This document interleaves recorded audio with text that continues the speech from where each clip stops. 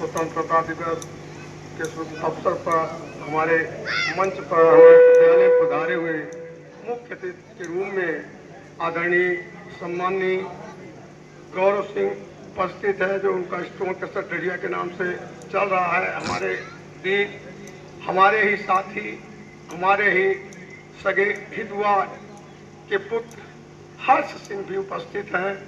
हमारे आदरणीय चाचा कृपा शंकर पांडे भी उपस्थित हैं। हमारे भी आदरणीय चौबे जी समाज सेवी से आते हैं, वो भी उपस्थित हैं। हमारे इस ग्राम पंचायत के पूर्व सरपंच सम्माननीय छोटे लाल वर्मा जी भी उपस्थित हैं। हमारे चाचा भैया तिवारी उपस्थित हैं। हमारे पंडित बाबूलाल द्विवेदी भी उपस्थित हैं। हमारे गांव से सभी आए हुए सभी गणमान्य साला परिवार की ओर से उनका स्वागत, वंदन और अभिनंदन करता है। आज के दिन ही हमारा भारत देश 15 अगस्त 1947 को आज़ाद हुआ। इस आज़ादी पाने के लिए हम तो आज़ाद हो गए, लेकिन नहीं जानते कि आज़ादी मिली कैसे।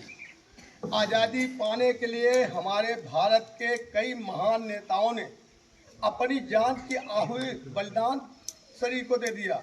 इसके बाद मुझे आज़ादी मिली। जैसे मंगल पांडे हुए, अभी हमारे पत्रकार मीडिया महोदय ने बोले कि मंगल पांडे की इसमें सबसे बड़ी भूमिका थी। मैं जानता हूँ कि मंगल पांडे की भूमिका थी, लेकिन लाला लाजपत राय भी थे, बिपिन चंद्र पाल थे, बाल गंगाधर तिलक थे, राम प्रसाद बिस्मिल थे, सरोज नायडू का भी इसमें बहुत बड़ा योगदान था, जैसे महारानी लक्ष्मीबाई का योगदान था। ये तीन, और इसके अलावा ये 3 क्रांतिकारी नेता भी हमारे थे, भगत सिंह, सुखदेव और राजगुरु। भगत सिंह और सुखदेव ने क्रांतिकारी नेता होने के कारण उन्होंने दिल्ली असेंबली में बम फेंका। जो हमारा भारत देश जो हो तो ब्रिटिश शासन के 2 वर्षों तक गुलाम था। 2 वर्षों के बाद ही छुटकारा पाए। हमारे देश के महान नेताओं ने हमें छुटकारा दिलाया। हम तो स्वतंत्र भारत में पैदा हुए हैं। हम जानते नहीं कि हमारा भारत देश कैसा था। जैसे हमारे पूर्व बताते हैं, सन 65 का काल बहुत बड़ा था। हम क्या जाने 65 का काल कैसा था। उसी रंग से हम नहीं जानते हैं कि हमारा भारत देश कहाँ गिरवी था, कैसे हुआ। हम तो स्वतंत्र भारत में पैदा हुए, लेकिन इतिहास गवाह, इतिहास साक्षी है कि हमारा भारत देश ब्रिटिश शासन के 200 वर्षों तक गुलाम था, निरस्त था। उसको पाने के लिए हमारे भारत देश के कई महान नेताओं ने अपनी जान की आहुति चढ़ा करके हमको स्वतंत्र कराया। जैसे भगत सिंह जब असेंबली में बम फेंके, उस समय ब्रिटिश सरकार की हुकूमत चल रही थी। भगत सिंह, राजगुरु और सुखदेव को जेल भेजा गया। कहाँ? लाहौर सेंट्रल जेल में उनको तीनों नेताओं को भेज दिया गया।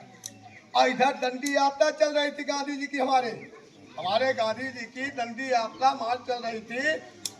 और वहाँ समझौता करने के लिए ब्रिटिश सरकार ने गांधी जी को बुलाया था कि आप समझौता करिए, हम आपसे समझौता करने के लिए आपको बुलाया है। और उधर भगत सिंह और राजगुरु और सुखदेव को फांसी दे दी गई। हमारे देश जब फांसी हुई, हमारे भारत देश के भी एक न्यायाधीश थे जिनको हम जज कहते हैं।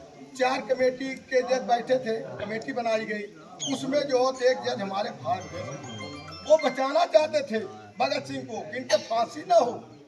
लेकिन 3 जजों ने अड़ कर दिया, नहीं, भगत सिंह को फांसी होगी, फांसी, आप अकेले नहीं बचा सकते हो। भगत सिंह को अंतिम में क्या हुआ? फांसी की सजा सुना दी गई। किस तारीख, किस मुकर्रम को आपको फांसी दी जाए। अब भगत सिंह के वकील थे प्राणनाथ मेहता, वकालत किए, अपनी पैरवी किए, जम के किए, लेकिन अंतिम में जज भी बचाना चाहते थे भारत के, लेकिन नहीं बचा पाए। प्राणनाथ मेहता भी नहीं बचा पाए, उनको फांसी की सजा हो गई। फांसी की सजा मुकर्रर की गई कि आपको कल 7 बजे फांसी होगी। लेकिन ठीक उसके पहले 12 घंटे पहले उनको जो तो फांसी के लिए तलब कर दिया गया। जेलर को कह दिया गया कि डेट तो कल की थी 7 बजे की, लेकिन आज उनको फांसी देना है तीनों को। अब यहाँ जेलर के पास आए, उनके वकील, वो अपने वकील को बुलाए, प्राणनाथ मेहता को, प्राणनाथ मेहता आए, भगत सिंह बड़े हंस करके बोले, क्यों वकील साहब, क्या पुस्तक लेकर के आप आए हो?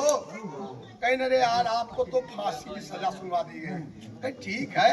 प्राणनाथ मेहता ने लाइब्रेरी से पुस्तक लिए थे, भगत सिंह को दिए, वो बिना पूछे समझे पुस्तक पढ़ने लगे और कहा, जाओ एक काम करना, हमारी इस केस में जो तो हमारे जो सुभाष चंद्र बोस थे, जो हमारे इस केस के पैरवी कर रहे थे, सुभाष चंद्र बोस,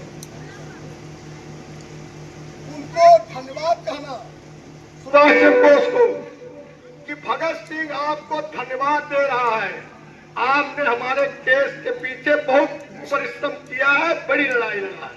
तो मैं सुभाष चंद्र बोस को जो धन्यवाद देता हूं, डांटेगा बता दीजिए। इसके बाद जेल के अंदर एक बरकत नाम का नाई था, बरकत को बुलाए भगत सिंह, बोले बरकत एक काम कर सकते हो? कहीं हाँ बताइए। कहीं अंतिम इच्छा हमारी ये है कि आज अपने माँ का बना हुआ भोजन हम कर ले, फांसी तो हो जाएगी, लेकिन आज अपने माँ का बना हुआ भोजन हम कर ले। बरकत गया, भोजन बनवाया, भोजन लेकर के आया, भगत सिंह की माँ भी साथ में आई, लेकिन उनको अंदर प्रवेश नहीं दिया गया, जो अपना माँ का भोजन बना हुआ खा ले। माँ आई मिलने के लिए, माँ से बोला, भगत सिंह बोले कि माँ आपसे एक वचन निकलवाना चाहता हूँ। कहीं क्यों, क्या है बेटा बताओ? आज जिस दिन हमको फांसी होगी, आप हमारे पास ना आना।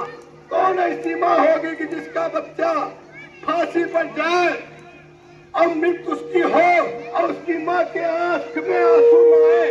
कौन ऐसी माँ होगी? मैं तो नहीं समझता हूँ कि किसी की माँ ऐसी होगी तो अपने बच्चे की मृत्यु देखेगी। लेकिन भगत सिंह ने कहा, माँ जब आप हमारे पास आओगी, समाज में दूषित परिणाम जाएगा कि एक क्रांतिकारी का बेटा, एक क्रांतिकारी की माँ यहाँ करके आंसू बहा रही है, आप हमारे पास न आए। मेरा एक ही नाम नारा है, इंकलाब जिंदाबाद, इंकलाब जिंदाबाद और सम्राटवाद जिंदाबाद। अब मुर्दाबाद का नारा उन्होंने दिया। अब बोला कि माँ बिल्कुल फांसी पर झूल जाएंगे, लेकिन आपको नहीं आना है हमारे पास। भगत सिंह की माँ ने नहीं आई। सुबह होते होते जेलर ने तीनों क्रांतिकारियों को निकाला।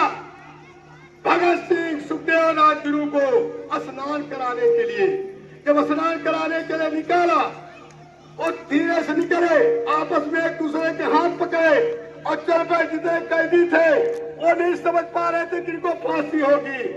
पूरे कैदी आपस में चहल पहल करने लगे कि आज क्या होने वाला है, आज होने वाला क्या है। एक सफाई कर्मी थी, उसका नाम था बेबी। बेबो को बुलाया कैदियों ने, बोला आज क्या होने वाला है। तीनों क्रांतिकारी नेताओं को बाहर काला कपड़ा पहना करके ले जा रहे हैं सराय करने के। बेबे बोला, आप लोग धैर्य रखिए, आज इन तीनों नेताओं को, क्रांतिकारियों को जेल नहीं होगी, फांसी होगी। पूरे कैदी चकित हो गए। एक कैदी उसमें पंजाब का रहने वाला था, भगत सिंह पंजाब थे, भगत सिंह पंजाब के थे। भगत सिंह के पिता का नाम किशन सिंह सरदार था और माता का नाम विद्यावती सरदार। उन्होंने कहा कि हमारे प्रदेश का है, हमारे गांव का है, एक काम करो बेबे। बोला क्या? कहीं एक काम करो, उसके पास जो पेन हो, कंघा हो, उसके हमारे पास ला करके दे दो, तो मर तो ही जाएगा, लेकिन हमको उसकी पहचान रहेगी। उसके पास उसकी पहचान होगी कि भगत सिंह की देन है। उन्होंने कहा, भगत सिंह को बोला कि आप गाँव के हैं, पूरे कैदी आपको लेना चाहते हैं, ले जाओ, कंघा ले जाओ, हमारा पेन ले जाओ। अब वहाँ आया, पेन कंघा ले गए। कैदी हजारों थे, आपस में भीड़ लग गई कि हम कंघा लेंगे, हम पेन लेंगे। उन्होंने सोचा कैसा नहीं, लेकिन डर निकाला गया कि जिसको मिलेगा वही लेगा। अब देखिए, भाग और किस्मत यही होती है। जो सफाई कर्मी था लकीर में उसी को मिला, वो कंघा भी लिया, पेन लिया, पूरे कैदी नहीं पाए भाई। तो भगत सिंह ने हमारे देश को बहुत कुछ करके दिया है, और मर तो गए लेकिन वो भी शहीद है, अमर है। फिर उनको स्नान करने के बाद उनके लाहौर जेल में ले जाया गया।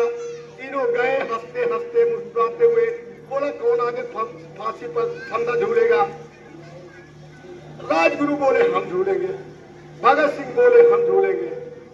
सुखदेव बोले पहले सुखदेव को फांसी, फिर राजगुरु को दिया गया।